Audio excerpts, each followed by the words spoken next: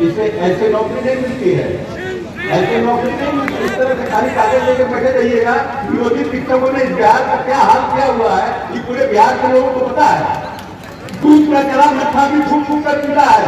बहाली पूरी मुस्तैदी से होगी, जैसे पहले बहाली होती थी वैसे बहाली नहीं होगी।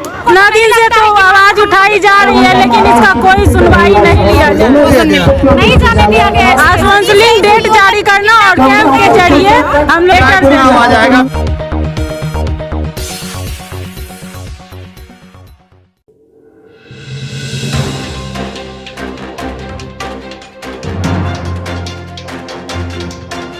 बेगूसराय में गणेश दत्त महाविद्यालय का स्थापना दिवस समारोह ललित नारायण मिथिला विश्वविद्यालय के कुलपति प्रोफेसर डॉक्टर सुरेंद्र प्रताप सिंह की अध्यक्षता में की गई, जिसमें वरिष्ठ अतिथि के रूप में विधानसभा अध्यक्ष विजय कुमार सिन्हा, भवन निर्माण एवं शिक्षा मंत्री अशोक चौधरी, बेगूसराय नगर विधायक कुंदन सिंह, मटियानी विधायक राजकुमार सिंह, विधान पार्षद सर्वेश कुमार, विश्वविद्यालय कुलसचिव डॉक्टर मुश्ताक अहमद, पूर्व विधान पार्षद डॉक्टर दिलीप कुमार चौधरी सहित अन्य गणमान्य अतिथि उपस्थित रहे। तो वही स्थापना दिवस समारोह भव्य रूप से मनाया गया, जिनमें सांस्कृतिक कार्यक्रम का भी आयोजन किया गया।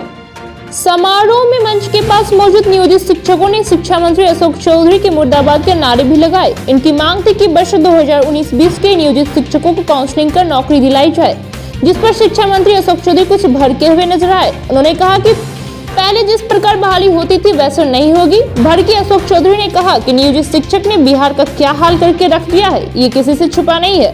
तो वहीं मंच पर मौजूद विधान पार्षद सर्वेश कुमार ने मंच पर मौजूद शिक्षा मंत्री अशोक चौधरी सहित मटियानी विधायक एवं बेगूसराय नगर विधायक की ओर इशारा करते हुए कहा कि बेगूसराय में जल्द से जल्द दिनकर विश्वविद्यालय की स्थापना हो।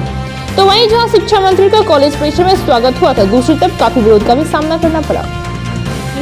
प्रतिदिन के लिए अंकित कुमार की रिपोर्ट।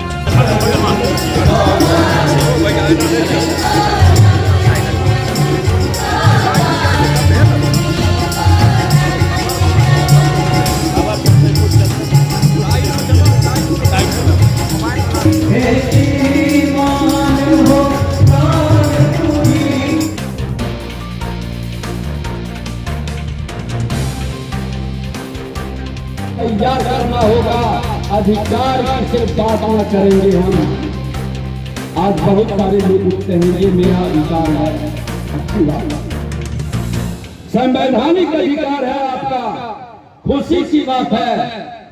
लेकिन उसी संविधान के तहत ये भी तय किया गया है कि जहां मेरा अधिकार है और मूल संविधान के प्रति को उलट करके देखे लोग, उस संविधान के अंदर ये भी तय किया गया कि कर्तव्य भी हमारा क्या है, और संविधान के मूल प्रति के साथ हम कर्तव्य की ओर लोगों को अनुसारित करें, हम बताएं, ये अभियान चलावें। और मैं नौजवान मित्रों से कहूंगा कि ऐसे लोगों को बता दे, सत्ता के शिखर पर भी जो पहुंचे हैं, आज मजबूत नेतृत्व 21वीं सदी के बदलाव के लिए, युवा शक्ति का सम्मान के लिए, राष्ट्र का उत्थान के लिए संकल्पित।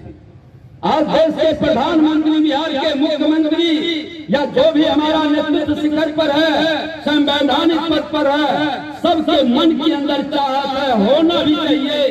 हर परिवार के अभिभावक की भी इच्छा है कि हमें सम्मान मिले, हमारा समाज शिक्षित हो, सम्मानित हो, सुखी हो, निरोग हो, हमारा राष्ट्र मजबूत हो। लोगों को संघर्ष पर न भेजें, उनको हर्ष करने दें, उनको प्रसन्न कर दें, या घोषणा करके इसी साल विश्वविद्यालय बनाने का संकल्प लेकर। गणेश दत्त जी बहुमुखी प्रतिभा के मालिक थे, आप सब लोग जानते हैं। मुझे आपने आज यहाँ बोलने का मौका दिया, मैं अपने आप को गौरवान्वित महसूस कर रहा हूँ, और इसलिए कि मेरे पिता भी इसी कॉलेज के प्रोडक्ट। बहुत सारी बातें इस कॉलेज के बारे में, बेगूसराय पढ़ाई लिखाई के क्षेत्र में सबसे आगे शुरू से रहा। पूरे देश में ये कहा जाता है कि सबसे ज्यादा IAS IPS बिहार से होता है। अगर आप उसमें भी देखेंगे तो सबसे ज्यादा बेगूसराय से होता है।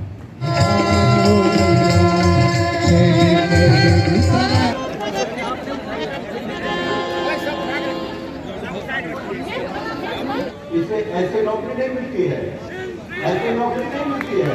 इस तरह से नौकरी खाली कागज लेकर बैठे रहिएगा। विरोधी शिक्षकों ने इस बिहार का क्या हाल किया हुआ है, ये पूरे बिहार के लोगों को पता है। दूध का चला मट्ठा भी फूक फूक कर पीता है। बहाली पूरी मुस्तैदी से होगी, जैसे पहले बहाली होती थी वैसे बहाली नहीं होगी। आप मत बनाइए। बात के हमारे नौजवान साथी हैं, हमने भी NSY से अपनी पॉलिटिक्स की शुरुआत की थी। मुझे अच्छा लगता है कि हमारे नौजवान साथी अपने मांगों के लिए अपने शिक्षा मंत्री का, लेकिन कभी भी किसी के पास अपनी मांग को लेके जाइए, अपनी बातों को कहिए तो बजाते शिष्टाचार से, अनुशासन से। ये बहुत जरूरी है कि जिससे आप मांग कर रहे हैं वो आपकी बातों से प्रभावित हो, और प्रभावित करने का 2-3 तरीका होता है। जब तक आप अनुशासन में नहीं रहिएगा, अपनी बातों को अच्छी बातों को अपने अच्छे शब्दों से आप व्यक्त नहीं करिएगा, अपनी जो मांग है उसको आप अच्छे से पुटअप नहीं करिएगा, तब तक कोई प्रभावित नहीं होगा। मिलकर प्रतिनिधिमंडल आप हो करके दे दीजिएगा तो कोई फायदा नहीं होगा। आपकी सभी मांगे जायज है। हमारी दिली इच्छा है कि बेगूसराय में दिनकर विश्वविद्यालय की स्थापना हो। हम चाहते थे जब मुंगेर दुनिया का हुआ उस समय भी हमारी इच्छा थी, लेकिन किसी कारणवश नहीं हुआ।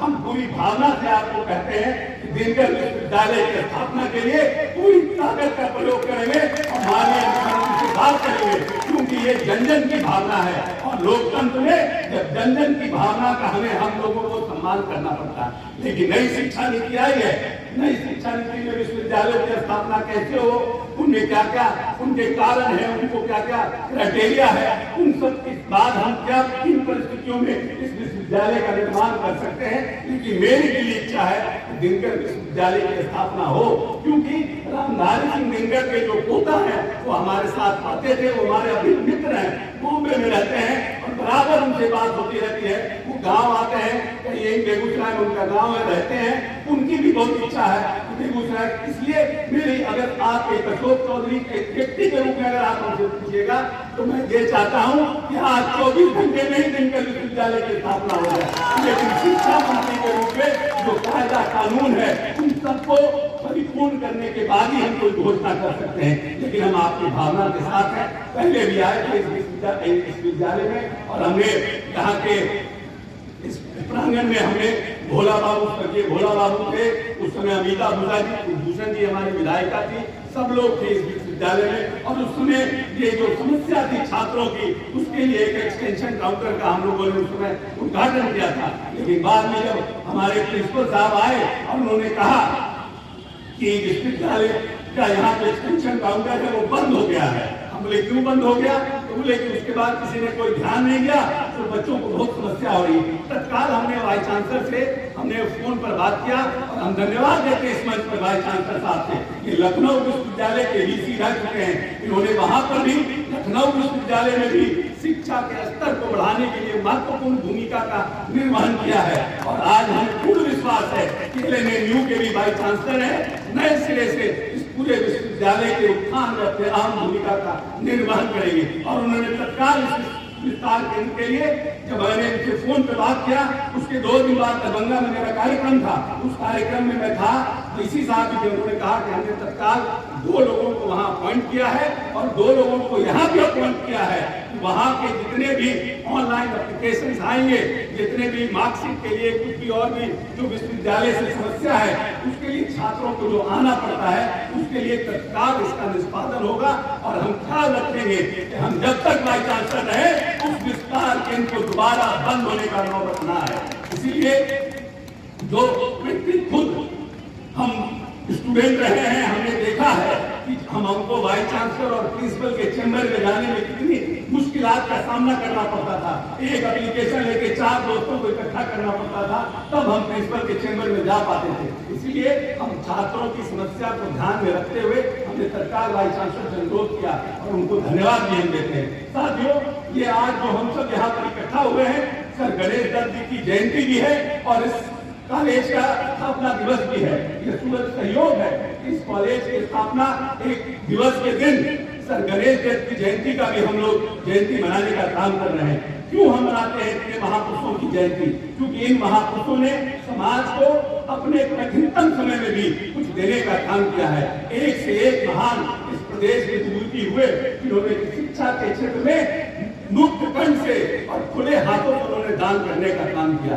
मास्टर गणेश दत्त को उनके साथ की क्षमता के लिए अंग्रेजों ने सर की उपाधि दी थी और एक न सिर्फ एक अच्छे शिक्षाविद थे बल्कि एक अच्छे वकील भी थे और अपने पैसे का एक बड़ा चंक जो है उन्होंने देश की शिक्षा व्यवस्था को सुदृढ़ करने के लिए और खास करके अति पिछड़े और दलित समुदाय के लोगों के लिए उन्होंने उस समय वजीफा का व्यवस्था करने का काम किया था, स्कॉलरशिप देने का काम किया था। तो जो लोग आज हमारा समाज जाति धर्म के कुंठा से पूरी तरह से ग्रसित है, जात की कुंठा से ग्रसित है, आज लोग धर्म की कुंठा से ग्रसित हैं, लोग हिंदू मुस्लिम की लड़ाई लड़ते हैं, लोग जात पात करते हैं और लोग हम चाहते हैं कि हम 21वीं सदी का हिंदुस्तान बनाने का काम करें। अगर हम 21वीं सदी का हिंदुस्तान बनाना चाहते हैं तो हमें इन सब मानसिकता से ऊपर उठना होगा, मानवीय दृष्टिकोण से हर चीजों को देखना पड़ेगा, तभी जाकर के हम 21वीं सदी का बिहार बना सकते हैं। जो नई शिक्षा नीति आई है उस नई शिक्षा नीति में कहते हैं कि बजट का 9% खर्च होना चाहिए शिक्षा पर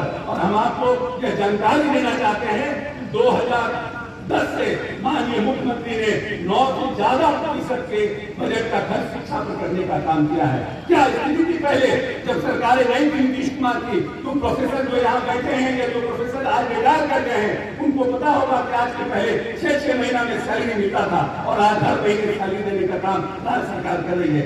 राज्य सरकार का काम है जो लोग हमारे पढ़ाते हैं उनको कहीं आर्थिक संकट नहीं हो और उसकी व्यवस्था माननीय नेता ने किया है।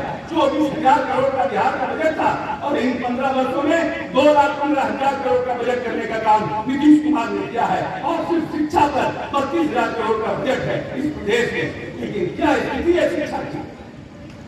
इस पूरे प्रदेश में शिक्षा की क्या स्थिति है? सरकार को की जो भूमिका है और माननीय नेता ने जो भूमिका का निर्वहन करना है उसमें 100% खड़ा उतरने का काम सरकार ने किया।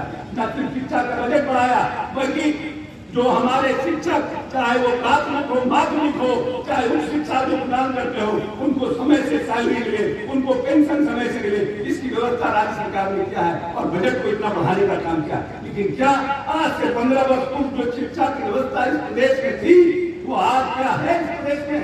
आप खुद चिंतन करिए। 32,000 करोड़ के बजट करने के बाद भी बिहार की जो शिक्षा व्यवस्था है वो सुदृढ़ होने का काम किया। इस प्रदेश में जो नियोजित शिक्षक थे 1,500 रुपया पाते थे, आज 30,000 रुपया पाते हैं। लेकिन पढ़ाई कराने के लिए उनसे जाकर पूछिए प्राथमिक विद्यालय में क्या वो जाते हैं? प्राथमिक विद्यालय में लोग कहते हैं कि हमको वहां से वहां ट्रांसफर करिए, लोग कहते हैं कि हमको यहाँ से वहां कर दीजिए। सुविधा सब आप चाहते हैं लेकिन बच्चों को पढ़ाना नहीं चाहते हैं। तो ये ऐसी दोहरी नीति कितने दिन तक चलेगी? क्या बिहार का भविष्य जो आने वाली जो बड़ी पीढ़ी है, नौजवान पीढ़ी देश की है, क्या वो इसी में फंसी रहेगी? शिक्षक पढ़ाना नहीं चाहते हैं, सरकार कुछ पैसा दे और शिक्षकों के मजबूत उनके फिर करने की स्थिति को कोई चिंता करने वाला नहीं है। लोग बोलते हैं बहाली कर दीजिए कि पूरी शिक्षा व्यवस्था बिहार में सिर्फ लोगों को नौकरी देने के नाम पर आ गई है। शिक्षा की स्थिति जो है दिन प्रतिदिन बिगड़ते जा रही है। इसलिए जिस तरह से कोरोना में बिना एंटीबायोटिक और स्टेरॉइड के शिक्षा व्यवस्था सुधरी नहीं है उसी तरह से इस प्रदेश में भी फिर से शिक्षा व्यवस्था में एंटीबायोटिक की जरूरत है।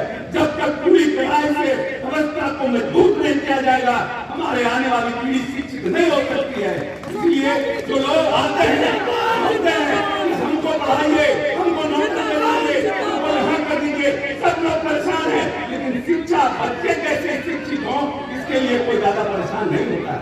हमारा समाज में बिजली नहीं है उसके लिए लड़ता है, सड़क नहीं है उसके लिए लड़ता है, लेकिन जो प्राथमिक विद्यालय में बच्चे शिक्षक पढ़ाते नहीं है उसके लिए कोई मांग हम लोगों की शिक्षक बहाली 2019 जुलाई से ही ये बहाली लंबित हो रखी है। इस बहाली को पूर्ण करने की मांग है। जितने बार हम लोग सचिवालय गए हैं, कहाँ गए, सभी बार उनसे बात किया जाता तो वो कहते हैं कि अब हो जाएगा। माननीय उच्च न्यायालय के फैसले का बहाना लेकर के कि ये कोर्ट में लंबित है मामला। कब से लंबित? ये पिछले 2 सालों से, जुलाई 2019 से ये मामला लंबित था। कुछ लोगों के द्वारा केस किया गया, केस का बहाना लेके ये पिछले 2 सालों से इस बहाली को लटका के रखा गया है। बोला गया था कि हाईकोर्ट का जब निर्णय आ जाएगा उसके बाद हम इस बहाली को जल्द से जल्द पूर्ण करेंगे।